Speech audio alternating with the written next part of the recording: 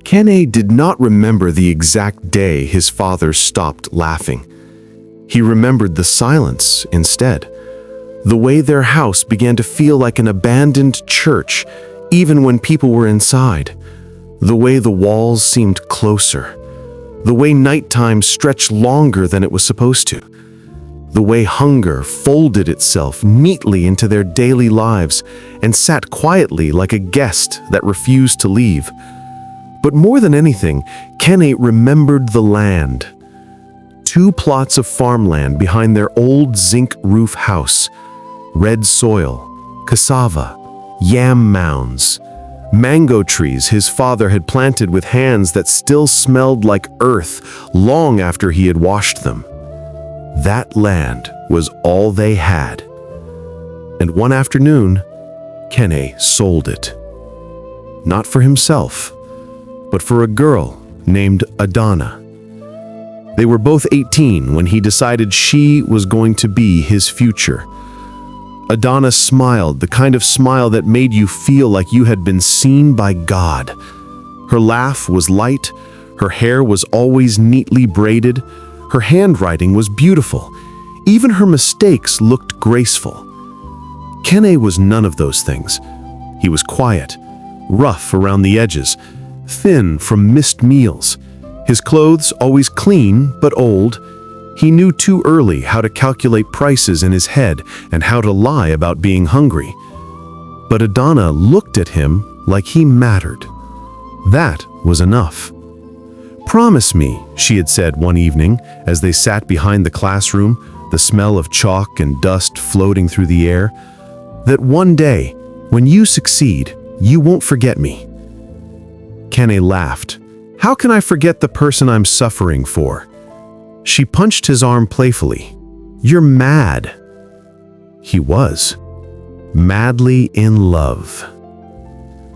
University admission came like a storm. Not for Kene, for Adanna. She got into one of the big federal universities, the kind that changes accents, the kind that reshapes a person, the kind that makes small-town dreams feel childish. The letter came with numbers, big numbers. School fees, accommodation, books, transportation. Kene's chest tightened as he stared at the paper. "We don't have this kind of money," his mother said quietly, folding clothes that were already worn thin. His father didn't speak. He just walked outside and sat under the mango tree.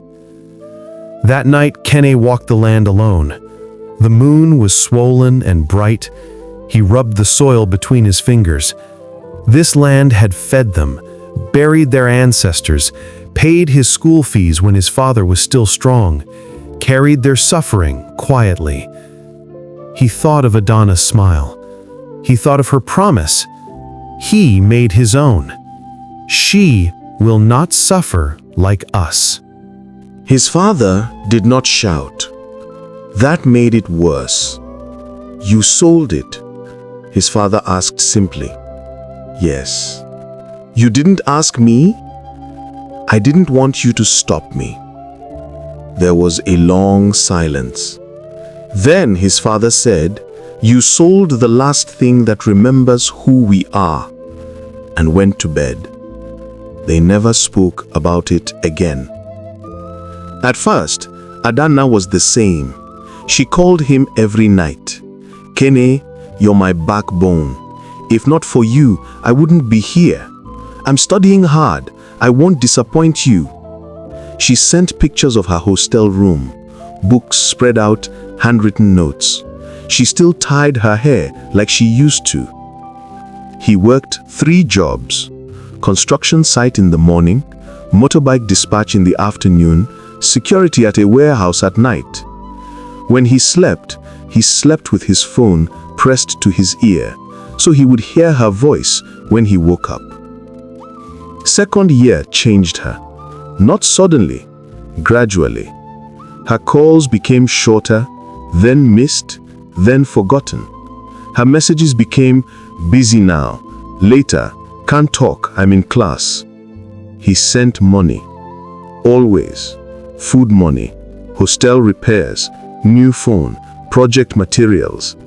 He skipped meals, sold his phone twice, borrowed money, worked harder. He told himself, she's stressed, she's growing, she will remember. By third year, her world was not his. Her pictures changed. Makeup, lashes, wigs, parties, smiles that looked sharper. She had new friends, boys with cars, boys with teeth like ads. "Have you eaten?" Kene asked one night. "I'm out." "Out where?" "Just out." With someone. He knew. He felt it in his bones. Final year came. She stopped calling entirely. Sometimes days passed, then weeks, then a whole month. He was still working, still sending, still waiting. He started getting chest pains. His mother started coughing blood. His father stopped planting anything. The land was gone. The silence stayed.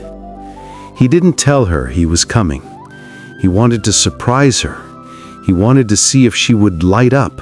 He wanted proof that the boy who destroyed everything for her still existed in her heart. He arrived on campus with a borrowed shirt and worn-out shoes.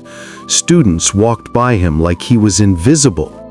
He stood outside her faculty building and saw her. She was beautiful, more beautiful. Her walk was confident, her skin glowed, her laughter sounded different. She was not alone. A boy's arm rested gently on her waist. He leaned down and whispered something in her ear. She laughed, the kind of laugh she used to give Kene. Kene felt something in his chest crack, not loudly, quietly, like a bone breaking inside flesh. He called her name, Adanna. She turned and frowned for half a second. Then she smiled politely. "Kene?" Like she was remembering a childhood teacher, a phase, a chapter closed. "What are you doing here?" she asked. I just wanted to see you." She looked around. The boy with the arm stepped slightly closer to her. "I'm late for something," she said quickly. "We'll talk later, okay?" She hugged him, lightly, like a stranger. Then she walked away, didn't look back. He didn't cry that night. He walked around campus like a ghost. He sat on a bench until morning.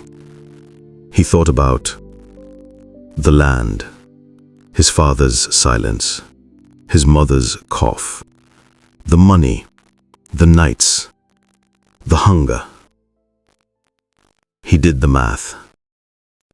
It added up to nothing. He met one of her old friends. "She's dating a final year guy," the girl said casually.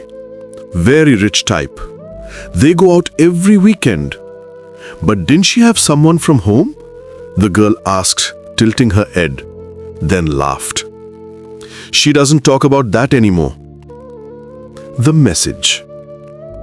He sent Adanna one message. "After everything, do you ever remember what I did for you?" She replied 2 hours later. "Kene, please don't start emotional stress. I'm not in that place anymore." Not in that place. Like his love was a location she had moved out from. Like his suffering was outdated furniture. The breaking point. He went back home. His father didn't ask him anything. His mother just held his hand and cried quietly. That night, he stood in the darkness of their compound. The mango tree still stood, but the land was no longer theirs. It belonged to a stranger. He felt like a stranger to himself. The last thing he felt. He didn't plan it as revenge. He planned it as silence. A silence deep enough to swallow memory. A silence where he would not have to remember, where he would not have to feel. He thought, If love can erase a man this easily, then let water erase what is left.